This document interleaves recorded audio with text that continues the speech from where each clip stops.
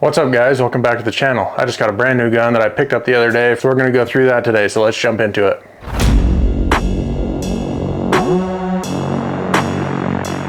This thing is the Bear Creek Arsenal Grizzly.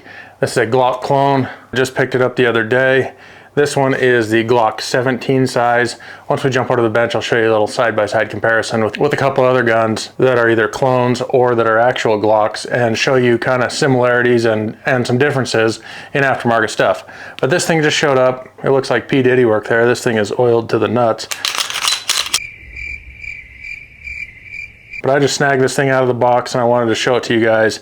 This is kind of a first impressions video. I understand certain gun manufacturers have certain reputations going around or things like that, but me personally, I have never tried a Bear Creek Arsenal firearm, so I'm willing to give this thing a shot. I have heard that they have some quality control issues, but we're going to check this thing out. So right off the bat, first thing, you can see the texturing on that grip. They call this a bear fur stippling.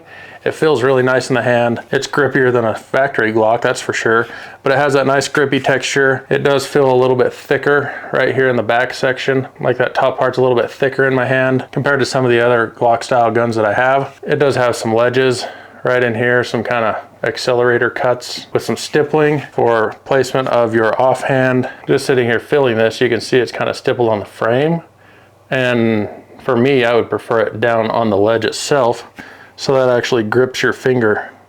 It's kind of slippery right there. Maybe it's because this thing is oiled up like J-Lo, but that thing is pretty slippery right there off the side of that. Now they make these in a bunch of different configurations. I went with the Glock 17 size with a threaded barrel that is a tin color. The slide has some window cuts, one on each side, one on the top. It is cut with an RMR footprint on there, so you can throw a red dot on. And how they're kind of marketing this thing. This thing is essentially a clone of a Gen 3 Glock. It has the bear fur stippling.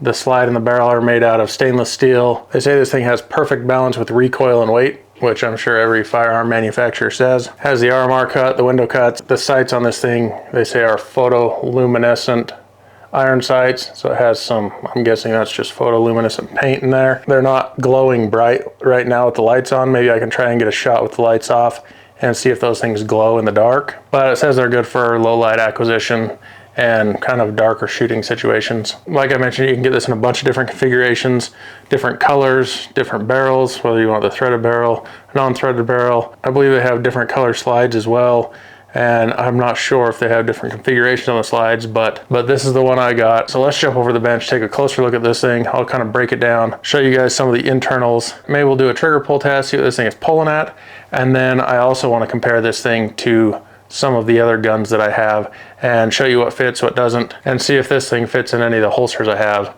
for the other guns. So here's how this thing comes packaged. Comes in a cardboard box.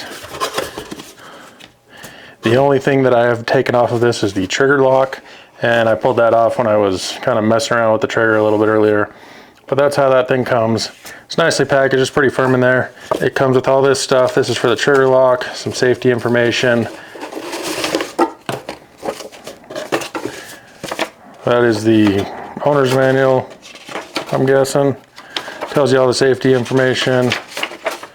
Hopefully it's got some stuff in there about what size screws you need for the optic and stuff like that. Comes with some stickers, comes with a lock, and then it comes with two 17-round magazines. These are KCI magazines. So these are essentially the Glock 17 magazines. They fit in there nice. Hopefully they won't have any issues. I think I had some issues with one of these that I bought for my other Glock, but we'll have to see with those. Now, as far as fit and finish on this thing, like I said, it came oiled to the nuts. This slide, it has a little bit of movement side to side, not much. It seems fairly smooth. Here's the trigger on this.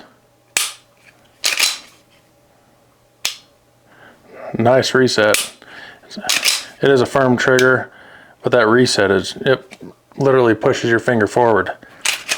Grab my little Lyman digital trigger pull gauge, and we'll see what this thing is pulling at straight out of the box. I haven't shot this thing or anything.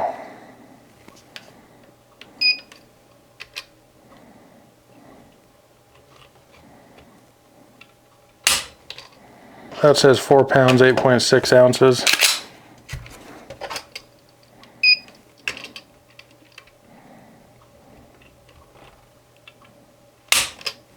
5 pounds, 1.1 ounce.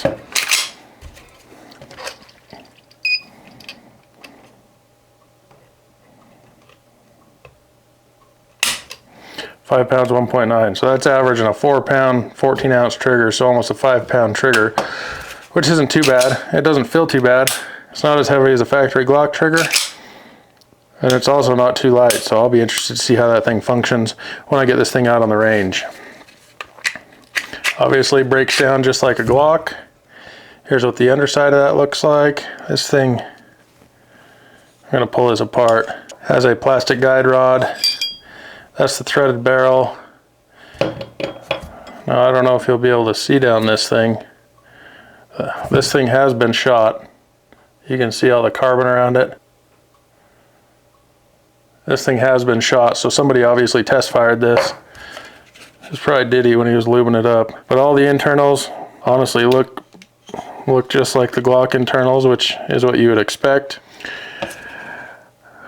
Now, like with all my videos, I will have a link in the description that takes you to my website, where I'll have some links about the stuff that I talk about in the video, whether it's tools, products, anything that we're talking about. I will have that link in the description that takes you to my website where you can check that stuff out or get more information about this kind of stuff. But this doesn't look like too bad of a platform. Like I mentioned, it is a clone, and there are a lot of those out there. This is kind of their iteration of it.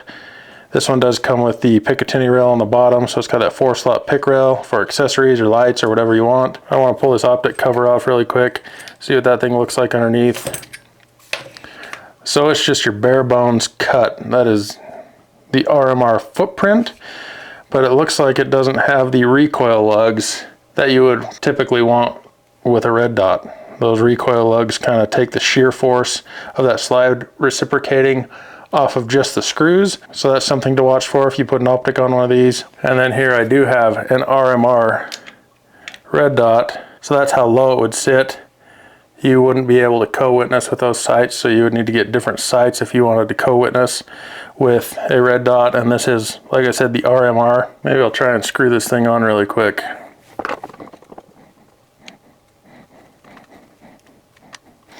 So that's what that thing looks like with a red dot on it. That's not a bad looking setup right there. I don't know if I'll keep this on it. I just wanted to throw it on there just to show you guys. So let's jump back up off the bench. I'm gonna grab a few other guns and we'll do some kind of side-by-side comparison, kind of close-up shots, and see if this thing fits in any of the holsters I have for my other guns. I know this thing's new to the market and I haven't shot this thing yet, so we'll have to do a durability test, kind of see how reliable this thing actually is, which I'm kind of interested to see how this thing functions, because I know there are a lot of Glock clones out there on the market. It seems like everybody has come out with a clone of the Glock because it is one of the most popular handguns that's ever been produced. So first off, let's go over a few differences between this and some of the other guns. First off, this thing comes in at under 300 bucks. So you're not paying a whole lot of money for this gun. And I think this type of gun is geared towards somebody that is on a budget. They're not looking for a high dollar gun, obviously. They're looking for something that's within their budget that they can maybe accessorize a little bit. And this thing has all those options. You can accessorize it how you want, but it still comes in at a decent price point. Now, the only caveat to that would obviously be reliability. So when I do get this to the range, I'll make sure and do another video on that. And before we get comparing, I also wanted to mention that merchandise is up on the website if you guys want to go pick up a shirt, a hat, a hoodie, whatever the case is. If you guys want to support the channel, go over there, check that stuff out. That'll be linked down below, as well as the parts list for all the stuff we're talking about today. So this is my custom Glock 17 that I built a few years ago and had customized, had the slide done, stippling, Cerakote, all that stuff. So we're gonna kind of compare these side by side. So here is the back profile of those side by side. You can see the slide on that Glock is a little bit more tapered off, whereas the Bear Creek is a little more squared off. I don't know if this will show you much, but here's kind of the side profile of that, kind of a top profile. Now, one thing that I will say, I wish they would have put a little bit more time into the actual slide itself. This thing looks pretty bare bones. It's really squared off. Even the barrel, just got the standard stamping in the top, 9x19. Kind of those cheaper barrels that are on the market. So I'm not sure how accurate this is going to be. That's something we'll have to test as well. I noticed this one does have kind of a single undercut that's cut up high, where the factory Glock one is kind of flat. This gun, I had that worked out when I had the stippling and framework done on it. Now, compared to another Glock clone, this is a 17 size as well. This is kind of what I was talking about in the beginning, how thin this is up top, and this one's got a little more meat to it. This one you can get your hand just a little bit higher. Another thing, I also wish this thing had a little bit of stippling in these areas right here, just to kind of give you a little more grip on that. So I'm going to pull the slide off of this one, try this one. This is also based off of a Gen 3 Glock.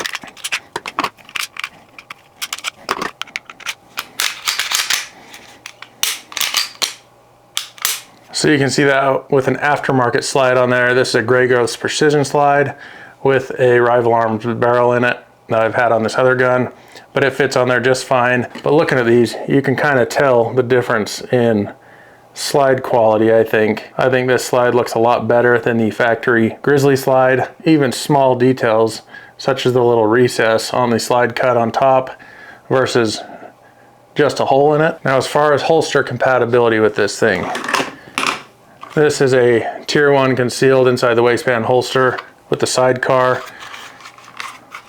This is a Glock 19 size gun that I have in there. This is made for this brand of lower. I can't say that on YouTube, they don't like that term, but it is made for this style of lower. So let's see if this one will fit in there. So that does fit in there. It is snug, but if you listen, that just slides in there and doesn't have the click like this one does. So the reason for that is these trigger guards. See how the front of that one is all rounded over, and the front of these trigger guards has a little more character to it. That's the reason this thing doesn't snap in there like this one does, is because that's how the holster's formed. You can see the trigger guard right there. Now, with that said, the retention on that thing does hold that in there. I wouldn't hesitate to run that at the range or something like that. It just doesn't have that nice positive click that you want in a holster. So that's with the Tier 1 that's made for these other guns. Now this is a holster that I have for my Glock 45. It's a light bearing holster. So I'm gonna throw that same light on there that I typically have on my Glock 45. And that doesn't go in at all. I could maybe loosen that up and force it, but that thing's rubbing all over the place before it even gets in there. That slide is just a little bit taller, maybe a little bit thicker, but that one won't go in there. So those are the two holsters that I have that I could compare this on. That one light bearing holster for an actual Glock, and then the inside the waistband Tier 1 holster that's compatible with another Glock clone frame. So holster compatibility is going to be an issue. I'm not sure who they're working with or if people are making holsters for these yet. I know I get those comments anytime I do a handgun video, holster, holster, holster. I don't know. I don't know who's making them, if they're making them, what the status on that is. But if I find anything out, I'll definitely let you know in the update videos. And just sitting here playing with this grip is actually pretty nice compared to a factory Glock. Like this, it's got plenty of grip to take this thing out shooting and be able to hang on to it. Now this is a factory Glock mag that I have a little extension on. That fits in there, locks just fine. Locks the slide back. Now I will say that magazine release, I wish that was extended a little bit. You kind of have to adjust your grip to get that thing to let loose. So first impressions, that's what this whole video is. It looks like a decent handgun. I like the grip. I like a lot of the features that it has, where you can put a red dot on it, a light on it. It's got some of the stuff that a lot of people like the slide cuts. It comes with threaded barrels if you want. And I don't think the price changes whether you choose a standard barrel or the threaded barrel. It comes with some low light sights from the factory, which a lot of guns in this price range don't. And there's a ton of different options that you can choose from as far as colors, barrels, things like that. Now, some of those things come with some downsides as well, like the Optic cut doesn't have those recoil lugs to take some of that shear force off of the screws. The slide, it does look like it's for a cheap gun. The barrel, same thing. But all in all, what can you expect for a sub 300 gun? When I first picked this thing up, I was a little bit surprised at how it felt in the hand. You know, it feels like a gun, where some of the clones or some of the cheap guns, you pick them up and you're like, oh, this thing feels cheap. It doesn't feel that cheap sitting in your hand. And I'm excited to get this thing out to the range and kind of put it through its paces, see if we have any malfunctions, and make sure this thing works good. So for me personally, I'm putting all the bias aside, all the rumors I've heard, everything like that, because I haven't experienced them personally. But if I do experience them, you guys will be the first to hear about it. So make sure you check those links in the description and go check out some of this stuff that I talked about today, whether it's the tools I use, any of these other guns or holsters or anything like that. I'll also have a link for this over there and for my merchandise.